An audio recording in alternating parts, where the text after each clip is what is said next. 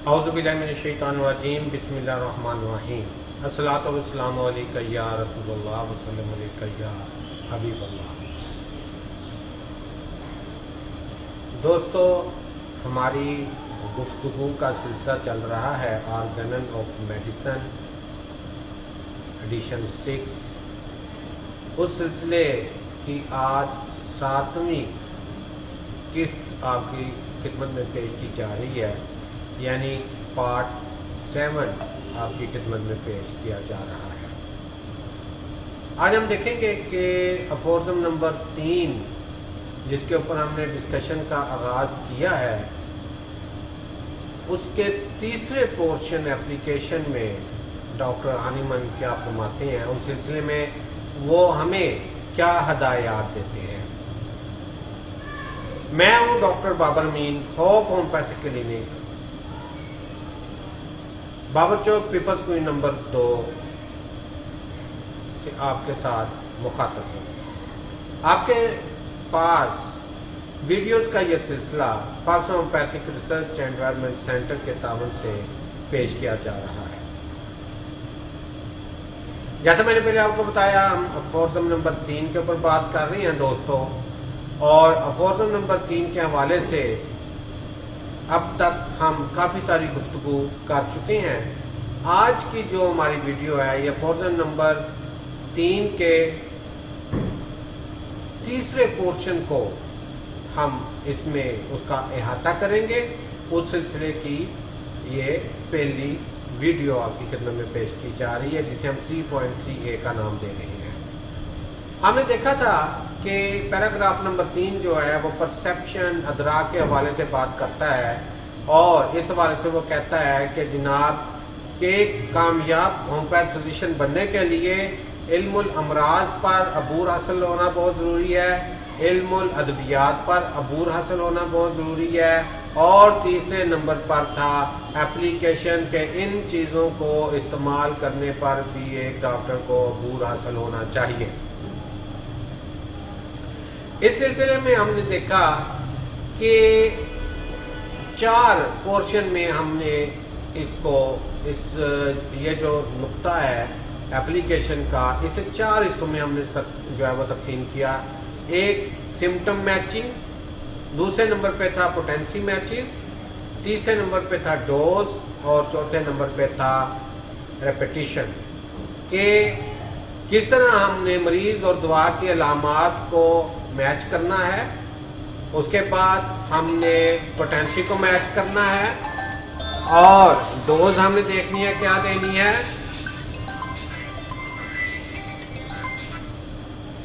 उसके बाद हमने रेपिटिशन देखनी है कि इसकी रेपिटिशन जो है वो क्या होगी। और रेपिटिशन के हवाले से जब हम बात करते हैं तो ये बड़ी अहम बात जो है वो तस्वर की जाती है, बड़ी अहम बात जो है वो गिनी जाती है, क्योंकि इसके ऊपर हमारे अक्सर डॉक्टर जो हैं वो परेशान होते हैं कि डोज क्या होनी चाहिए और उसकी रेपिटिशन कब होनी चाहिए।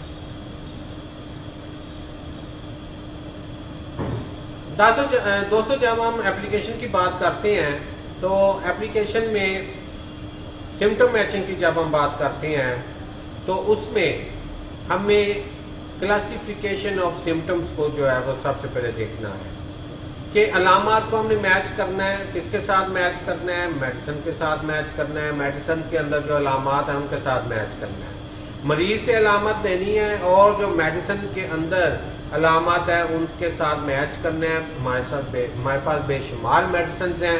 हमने देखना है कि जो अलामात मरीज ने हमें दी हैं उनमें से सबसे ज़्यादा अलामात जो है जिस दवाई में पाई जाती हैं, इससे हम सिम्टम मैचिंग कहेंगे कि दवा और मरीज इन दोनों की अलामात को हमने मैच करना है। फिर हम डिसाइड करेंगे कि ये वाली दवा जो है वो हमने मरीज को देनी है। उसके बाद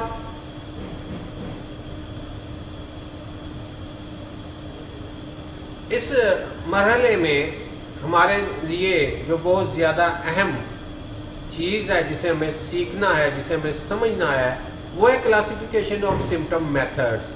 کہ ہومیوپیتھک میں علامات کو کلاسیفائی کرنے کے کتنے میتھڈ ہیں، کتنے میتھڈز کے ذریعے ہم ہومیوپیتھک میں علامات کو کلاسیفائی کر سکتے ہیں، ان کی درجہ بندی جو ہے وہ کر سکتے ہیں۔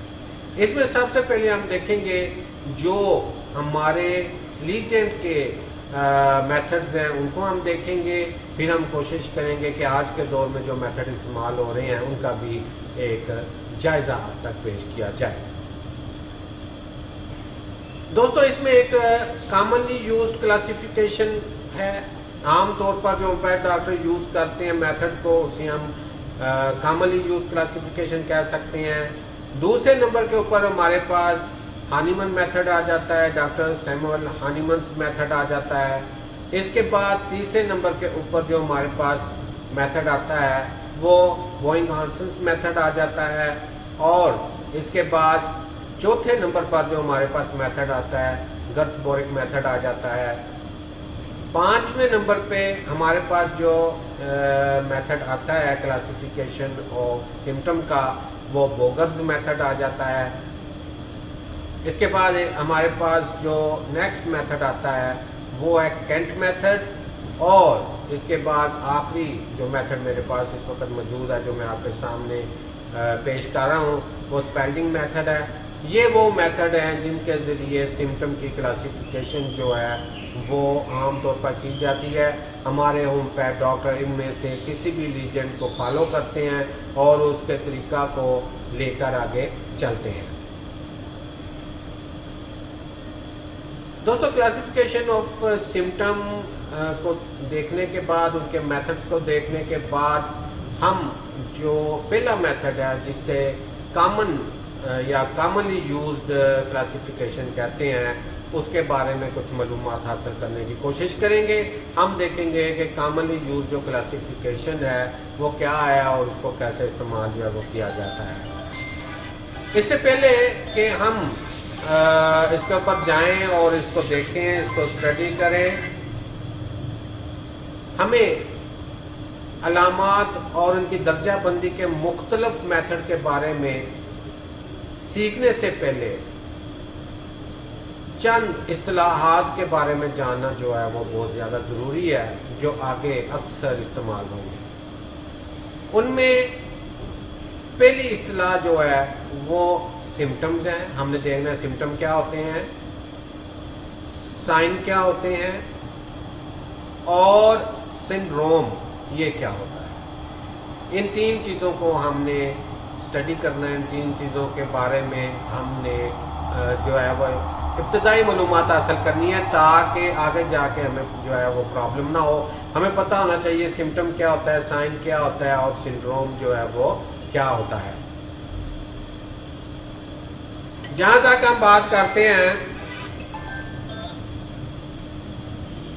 سنڈروم کی، علامات اور نشانات کا ایسا گروپ جو کسی خاص بیماری کی طرف نشاندہی کرے یا دوسرے لفظوں میں کسی بیماری کی نمائندگی کرے، اسے بنیادی طور پر دو گروپس میں تقسیم کیا جاتا ہے۔ پہلے گروپ میں معمولی نوعیت کے عارضے شامل ہیں۔ اس میں 5 قسم کے سنڈروم جو ہیں وہ شامل ہیں، جن میں جذباتیت ہے، وسوسے آنا ہے، ہیجانی کیفیت کا ہونا ہے، دیوانگی، بے قابو ہونا، اضطرابی کیفیت وغیرہ اس میں پائے جاتے ہیں۔ دوسرے گروپ میں درمیانی نوعیت کے عارضے پائے جاتے ہیں۔ اس میں یا اس کو ہم بنیادی طور پر 2 اقسام میں تقسیم کر سکتے ہیں، یا اس میں 2 اقسام پائی جاتی ہیں۔ ایک شیزوفرینک سنڈروم ہے اور ایک ہذیانی کیفیت کا آنا ہے۔ سائن کی جہاں تک ہم بات کرتے ہیں تو سائن سے مراد ایسے نشانات ہیں جو حالت صحت میں آنے والی تبدیلی کو ظاہر کرتے ہیں۔ ان نشانات کو اکثر ڈاکٹر یا مریض کے اٹینڈنٹ جو ہیں وہ سب سے پہلے دیکھتے ہیں، ان کے مشاہدے میں سب سے پہلے آتے ہیں۔ سائن کی میڈیکلی بہت زیادہ اہمیت ہے، خاص طور پر جب مریض چھوٹا بچہ ہوتا ہے جو کہ اپنی تکلیف کو، اپنی پرابلم کو بتا نہیں سکتا، وضاحت نہیں کر سکتا، اس وقت سائن اور سمٹم یہ دونوں ہی بڑا اہم کردار ادا کرتے ہیں۔ سائن ایسے افراد کی تشخیص میں بھی بہت زیادہ کام آتے ہیں جو اپنی کیفیت بتانے کی حالت میں نہ ہو، مریض بے ہوش ہو، کومے میں ہو، تو وہاں پر بھی سائن بہت اہم کردار ادا کرتے ہیں۔ اور ہومیوپیتھک میں سب سے اہم چیز سمٹم۔ لفظ سمٹم جو ہے یہ ایک لفظ سمٹوما سے نکلا ہے، جس کے معنی ہے کسی بھی چیز کا وقوع پذیر ہونا، کسی بھی چیز کا جو ہے وہ آنا، پیدا ہونا۔ سادہ الفاظ میں ہم کہہ سکتے ہیں کہ بیماری کی حالت میں ہمارا جسم اپنی کیفیت بتانے کے لیے جو اظہار کرتا ہے اسے علامات یا سمٹم کہا جاتا ہے۔ یہ علامات جسم میں موجود بیماری کی تشخیص میں اہم کردار ادا کرتی ہیں۔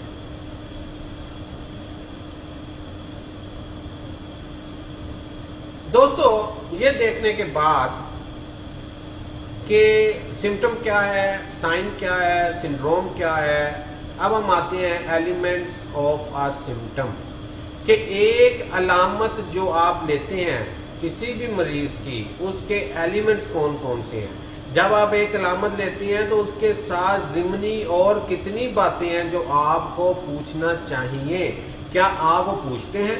اگر آپ وہ پوچھتے ہیں اور پھر بھی ہمیں کامیابی حاصل نہیں ہوتی تو پھر تو بڑے افسوس کی بات ہے۔ لیکن اگر ہم علامت ہی مکمل نہیں لیتے، اس کے ایلیمنٹس ہی مکمل نہیں کرتے اور پھر ہم کہیں کہ ہم کامیاب نہیں ہوتے، تو یہ بات جو ہے وہ بھی بہت زیادہ تکلیف دہ ہے۔ تو دوستو، اب ہم دیکھتے ہیں کہ ایلیمنٹ آف سمٹم میں کون کون سی چیزیں جو ہیں وہ شامل ہیں۔ ایلیمنٹ آف سمٹم میں لوکیشن آ جاتی ہے کہ علامات کی لوکیشن کیا ہے، سینسیشن کیا ہے، ایگریویشن آ جاتی ہے، ایملوریشن آ جاتی ہے کہ علامات میں کس طرح کمی آتی ہے، علامات میں کس طرح اضافہ ہو رہا ہے، مریض کی سینسیشن کیسے، احساسات جو ہیں وہ کیسے ہیں۔ اس کے بعد آلٹریشن آ جاتی ہے کہ مرض ایک سے دوسرے عضو میں تو نہیں جا رہا، مرض جو ہے وہ ٹرانسفر نہیں ہو رہا، ایک سے دوسری جگہ پر تو نہیں جا رہا۔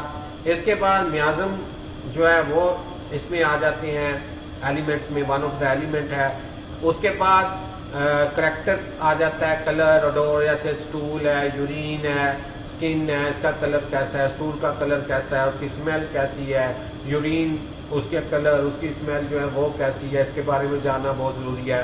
پھر یہ جاننا بہت ضروری ہے کہ یہ جو کلر ہے، مثلا اگر سٹول بہت ڈارک بلیک آ رہا ہے تو اس کی کیا وجوہات ہو سکتی ہیں، ڈارک براؤن آ رہا ہے تو اس کی کیا وجوہات ہوں گی، لائٹ براؤن آ رہا ہے کیا وجوہات ہوں گی، یلو آ رہا ہے تو کیا وجوہات ہوں گی، وائٹ کلر آ رہا ہے تو کیا کیا اسباب ہو سکتے ہیں، کیا کیا وجوہات ہو سکتی ہیں۔ اسی بات کا ذکر ڈاکٹر ہانیمن نے پیراگراف نمبر 3 میں کہا ہے، جہاں پہ وہ فرماتے ہیں کہ ایک اچھے ہومیوپیتھ ڈاکٹر بننے کے لیے ضروری ہے کہ آپ کو علم الامراض کے اوپر عبور حاصل ہو، ایک ڈاکٹر کو پتہ ہو، اسے ادراک ہو، اسے پرسیپشن ہو کہ میرے پاس جو مریض آیا ہے، اس کو جو مرض ہے اس کے اندر قابل علاج کیا چیز ہے، اس کے اندر علاج ہم نے کس چیز کا جو ہے وہ کرنا ہے۔ تو آپ کو اگر یہ پتہ ہے کہ بہت بلیک سٹول آ رہا ہے تو اس کی وجہ کیا ہے کہ ڈیفینیٹلی جو ایلیمنٹری کینال ہے وہاں پہ کہیں نہ کہیں ہیمرج ہو رہا ہے، ہم اس کو مد نظر رکھیں گے۔ اگر اس کا کلر جو ہے ڈارک براؤن آ رہا ہے تو اس کا مطلب ہے کہ آپ کا جو پیشنٹ ہے اس کا لیور جو ہے وہ ڈسٹرب ہوا ہے، اس کا گال بلیڈر جو ہے وہ ڈسٹرب ہو سکتا ہے۔ اس طرح سائن اینڈ سمٹم کے ذریعے ہم اس مریض کی اندرونی کیفیات کو جو ہے وہ سمجھ سکتے ہیں، اس کی پرابلم تک، مرض تک پہنچ سکتے ہیں اور ایک اچھی دوا کا انتخاب جو ہے وہ کر سکتے ہیں۔ اسی طرح کنکومیٹنٹس ہیں، اسی طرح کازیشنز ہیں کہ مرض ہونے کی وجوہات کیا ہیں، اسباب کیا ہیں۔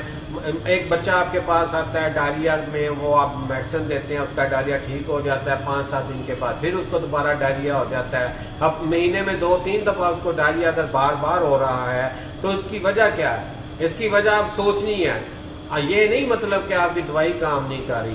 اب اس کی وجہ میں سے ایک وجہ یہ بھی ہو سکتی ہے کہ جو اس کے گھر کی ہائیجینک کنڈیشن ہے وہ بہت زیادہ جو ہے وہ ख़राब है, वहाँ पे हाइजेनिक कंडीशन मौजूद नहीं है, जिसकी वजह से बच्चा बार बार डायरिया में जो है वो मुब्तला हो रहा है। तो इसमें आपको पेरेंट्स को गाइड करना है, उन्हें बताना है कि आप बच्चे की सफाई का ख्याल रखें, घर की सफाई का ख्याल रखें, उसके बर्तन जो वो इस्तेमाल करता है उनकी सफाई का ख्याल रखें। तो ये सारी चीज़ें जो हैं वो भी काउंसलिंग में आ जाती हैं। और होम्योपैथ डॉक्टर को एक बेहतरीन अच्छा फिजिशियन होने के साथ साथ एक अच्छा बेहतरीन साइकेट्रिक होना चाहिए, एक अच्छा बेहतरीन काउंसलर भी होना चाहिए, ताकि वो मतलूबा नताइज अच्छी तरह से हासिल कर सके। और हमारा जो एम है, जो डॉक्टर हानीमन ने हमें दिया और जो अल्लाह तबारक व तआला ने हमें ड्यूटी जो है वो दी है कि मरीज़ को उसकी पहले वाली जो सेहतमंदाना मसाली कफ़ियत थी वहाँ तक उसको दोबारा लेकर जाना है, वो इसी तरह हो सकता है कि अगर हम इतनी मेहनत करेंगे और इन तमाम चीज़ों का ख्याल रखेंगे। ड्यूरेशन आ जाती है कि मर्ज़ कितनी देर से है, क्रॉनिक है या हार्ड है, उसी हिसाब से आप मेडिसिन की जो है सिलेक्शन करेंगे। क्रॉनिक है तो क्रॉनिक के हिसाब से हम ऐसी मेडिसिन देंगे जो उस मर्ज़ में क्रॉनिक कफ़ियत को दूर करने में जो है वो कामयाबी से काम करती हैं। इसी तरह अगर अक्यूट केसेस हैं तो उसमें हम अक्यूट मेडिसिन का जो है वो इस्तेमाल करेंगे। इसी तरह एक्सटेंशन आ जाती है कि मर्ज़ जो है किसी दूसरी मर्ज़ की एक्सटेंशन तो नहीं, उसकी वजह से तो नहीं मरीज़ को जो है कोई प्रॉब्लम आ रहा है। मिसाल के तौर पे मरीज़ कहता है कि जी मेरे तो पाँव जो है, सुबह मैं उठता हूँ मेरे पाँव पे बड़ी स्वेलिंग हुई होती है, सोजन हुई होती है। अब ये सोजन आने की वजूहात एक फिजिशियन को पता होनी चाहिए। उसे पता होना चाहिए कि दिल के मर्ज़ की वजह से सोजिश आ सकती है, जिगर के मर्ज़ की वजह से सोजिश आ सकती है, किडनी के मर्ज़ की वजह से सोजिश आ सकती है। और इन सब की सोजिश में फ़र्क क्या होगा? दिल की वजह से, दिल के प्रॉब्लम की वजह से जो सोजिश आएगी उसमें, और गुर्दों की वजह से आने वाली सोजिश में, जिगर की साथ आने वाली सोजिश में क्या फ़र्क होगा, उस फ़र्क को कैसे निकालना है, और उनके साथ दीगर क्या अलामत होंगी जिससे हम डिफ्रेंशिएट कर सकेंगे कि पेशेंट जो है उसको लिवर का प्रॉब्लम है, किडनी का प्रॉब्लम है या हार्ट का प्रॉब्लम है। तो लिहाजा जब हम सिम्टम लेते हैं तो उस वक्त दोस्तों एलिमेंट्स ऑफ जो सिम्टम है उनको समझना, उनको अपने जहन में रखना और मरीज से उनको निकलवाना, यही आर्ट है। ये एक होम्योपैथ डॉक्टर का जो है वो मैं समझता हूँ कमाल है कि वो इतनी शानदार केस टेकिंग करे कि मर्ज की गहराई तक जो है वो पहुंच जाए।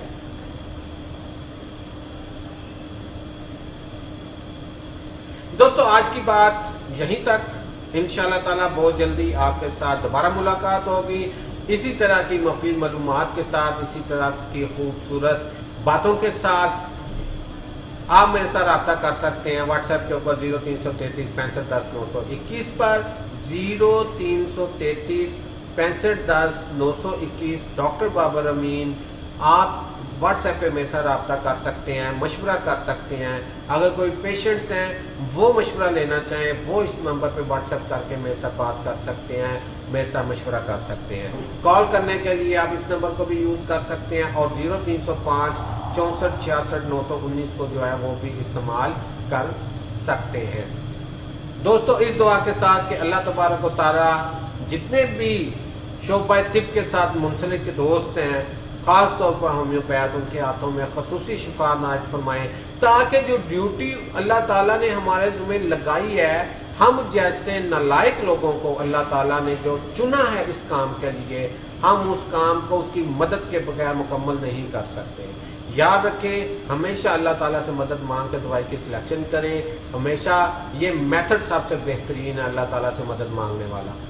इस मेथड को भी इन मेथड में शामिल कर लें कि आप अल्लाह ताला से रहनुमाई मांगें, अल्लाह ताला के आगे दवा गो हों। हर मरीज़ जब आए उस वक्त दुआ करें कि या अल्लाह इस मरीज़ के लिए मुझे दवाई के इंतखाब में अपनी रहनुमाई जो है वो अता करो और इसकी शिफा याबी जो है वो मेरे हाथों मुमकिन बनाओ, ताकि मैं तुम्हारे आगे भी, मरीज़ के आगे भी सुरखरू हो सकूं। इसके साथ ही मैं आपसे इजाज़त चाहता हूं। मैं हूं डॉक्टर बाबर अमीन, होम्योपैथिक क्लिनिक, बाबर चौक, पीपल्स कोई नंबर 2, फैसलाबाद से। आप मेरे साथ रब्ता कर सकते हैं 0333 65 10 921 पर व्हाट्सएप के जरिए और 0305 64 66 919 कॉल करके। बहुत शुक्रिया, फिर मुलाकात होगी इंशाअल्लाह।